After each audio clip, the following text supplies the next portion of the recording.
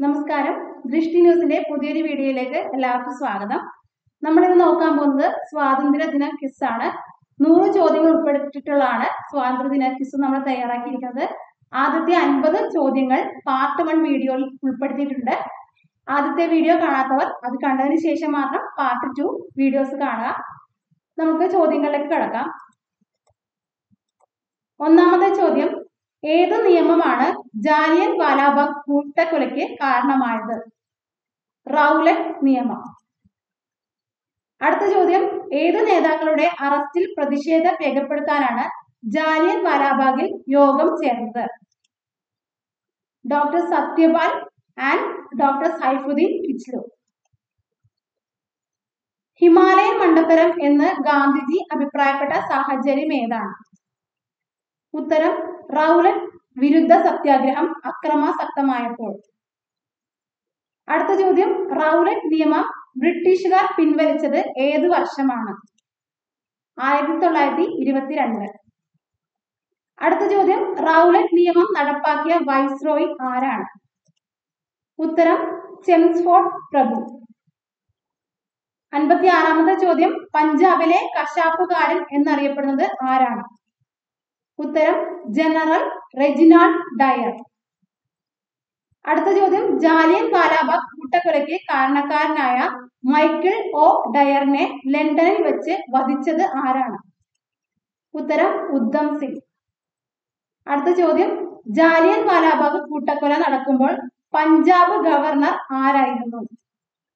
Michael O Dyer.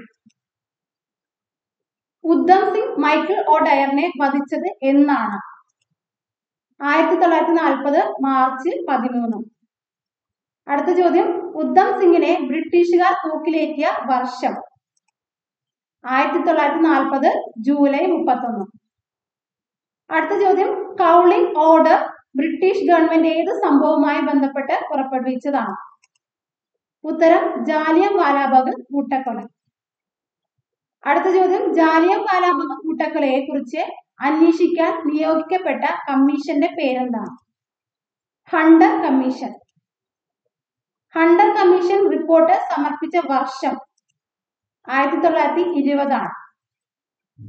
Jallian Walabagh കൂട്ടക്കൊലയെ കുറിച്ച് അന്വേഷിക്കാൻ കോൺഗ്രസ് രൂപീകരിച്ച അന്വേഷണ കമ്മീഷന്റെ തലവൻ ആരാണ്?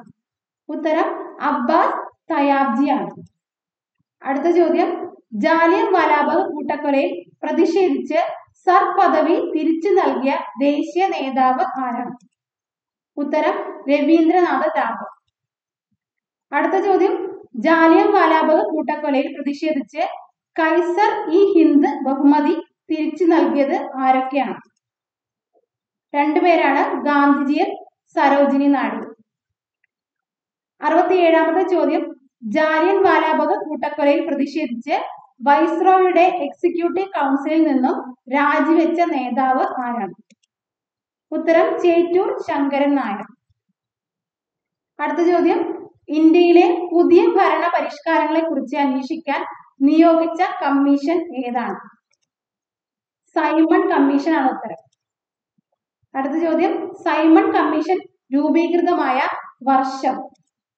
1927.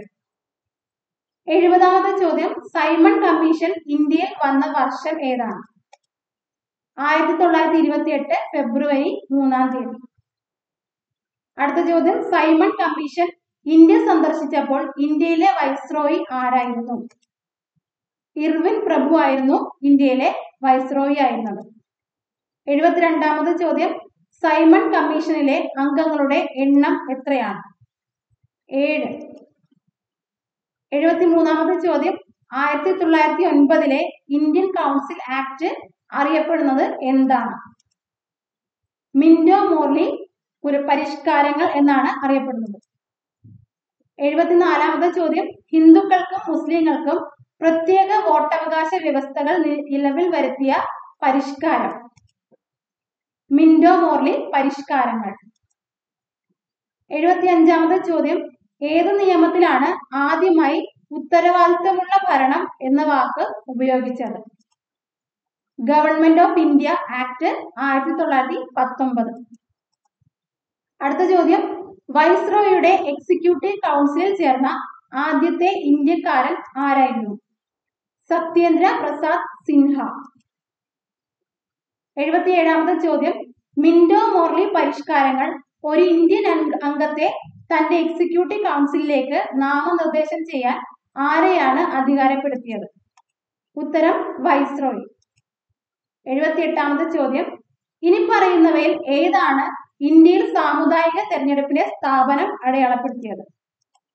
ഉത്തരം ഇന്ത്യൻ കൗൺസിൽ ആക്ട് 1909. 79ാമത്തെ ചോദ്യം, ദേശീയ പ്രസ്ഥാനത്തിന്റെ ആത്മീയ പിതാവ് എന്ന് സുഭാഷ് ചന്ദ്രബോസ് വിശേഷിപ്പിച്ചത് ആരെയാണ്? സ്വാമി വിവേകാനന്ദൻ. 80ാമത്തെ ചോദ്യം, ഇന്ത്യൻ വിപ്ലവത്തിന്റെ മാതാവ് എന്നറിയപ്പെടുന്നത് ആരാണ്? മാഡം ഭിക്കാജി കാമ. അടുത്ത ചോദ്യം, തൊട്ടുകൂടായ്മയ്ക്കെതിരെ ഇന്ത്യയിൽ നടന്ന ആദ്യത്തെ സംഘടിത സമരം ഏതാണ്? വൈക്കം സത്യാഗ്രഹമാണ് തൊട്ടുകൂടായ്മയ്ക്കെതിരെ ഇന്ത്യയിൽ നടത്തിയ ആദ്യത്തെ സംഘടിത സമരം. 82ാമത്തെ ചോദ്യം, ദണ്ഡി മാർച്ചിനിടെ ഗാന്ധിജിയും സംഘവും ആലപിച്ച രഘുപതി രാഘവ രാജാറാം എന്ന ഗാനം രചിച്ചത് ആരാണ്? ഉത്തരം തുളസീദാസ്. അടുത്ത ചോദ്യം, ഇന്ത്യൻ ദേശീയ പ്രസ്ഥാനത്തിന്റെ വന്ധ്യവയോധിക എന്നറിയപ്പെടുന്നത് ആരാണ്? ഉത്തരം ആനി ബസന്റ്. അടുത്ത ചോദ്യം, പഞ്ചാബ് സിംഹം എന്നറിയപ്പെടുന്ന സ്വാതന്ത്ര്യ സമര സേനാനി ആരാണ്? ലാലാ ലജ്പത് റായ്. 85ാമത്തെ ചോദ്യം, സന്യാസിയായി മാറിയ സ്വാതന്ത്ര്യ സമര സേനാനി? അരവിന്ദ ഘോഷ്. അടുത്ത ചോദ്യം, ഇന്ത്യയുടെ ദേശീയ പതാക രൂപകൽപ്പന ചെയ്ത വ്യക്തി? പിംഗളി വെങ്കയ്യ. അടുത്ത ചോദ്യം, 63 ദിവസം നിരാഹാര സമരം നടത്തി മരണം വരിച്ച സ്വാതന്ത്ര്യ സമര സേനാനി ആരായിരുന്നു? ജതീന്ദ്രനാഥ് ദാസ്. 88ാമത്തെ ചോദ്യം, ജയ്ഹിന്ദ് എന്ന മുദ്രാവാക്യം ആദ്യമായി ഉയർത്തിയ നേതാവ്? സുഭാഷ് ചന്ദ്രബോസ്. അടുത്ത ചോദ്യം, ഭൂദാന പ്രസ്ഥാനത്തിന്റെ സ്ഥാപകൻ എന്നറിയപ്പെടുന്നത് ആരാണ്? ആചാര്യ വിനോബ ഭാവ.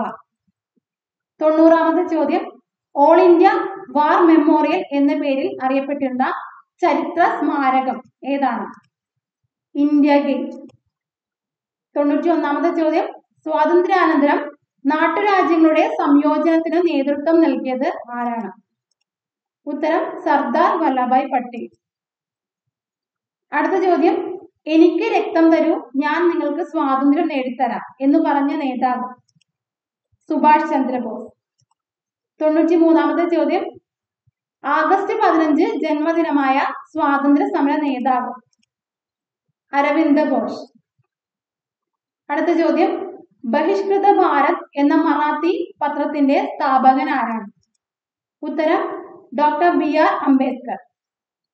അടുത്ത ചോദ്യം, ബ്രിട്ടീഷുകാരുടെ നികുതി നയത്തിനെതിരെ പട നയിച്ച തിരുവിതാംകൂറിലെ ദിവാൻ ആരാണ്? വേലുത്തമ്പി ദളവ. 96ാമത്തെ ചോദ്യം, ഓടി വിളയാട് പാപ്പ എന്ന പ്രശസ്തമായ തമിഴ് ദേശഭക്തി ഗാനം രചിച്ചത് ആരാണ്? സുബ്രഹ്മണ്യ ഭാരതി. അടുത്ത ചോദ്യം, ഒർലാൻഡോ മസോട്ട എന്ന പേരിൽ ജർമ്മനിയിൽ അറിയപ്പെട്ടിരുന്ന ഇന്ത്യൻ ദേശീയ നേതാവിന്റെ പേരെന്താണ്? സുഭാഷ് ചന്ദ്രബോസ്. അടുത്ത ചോദ്യം, ഇന്ത്യൻ ദേശീയ പ്രസ്ഥാനത്തിന്റെ വന്ധ്യവയോധിക എന്നറിയപ്പെട്ടത്? ഉത്തരം ആനി ബസന്റ്. അടുത്ത ചോദ്യം, ഇന്ത്യയുടെ വാനമ്പാടി എന്നറിയപ്പെട്ട സ്വാതന്ത്ര്യ സമര നായിക? സരോജിനി നായിഡു. 100ാമത്തെ ചോദ്യം, ഇന്ത്യയുടെ വന്ധ്യവയോധികൻ എന്നറിയപ്പെട്ട നായകൻ? ദാദാഭായ് നവറോജി. ഇതോടെ നമ്മുടെ 100 ചോദ്യങ്ങൾ കഴിഞ്ഞു. Thank you.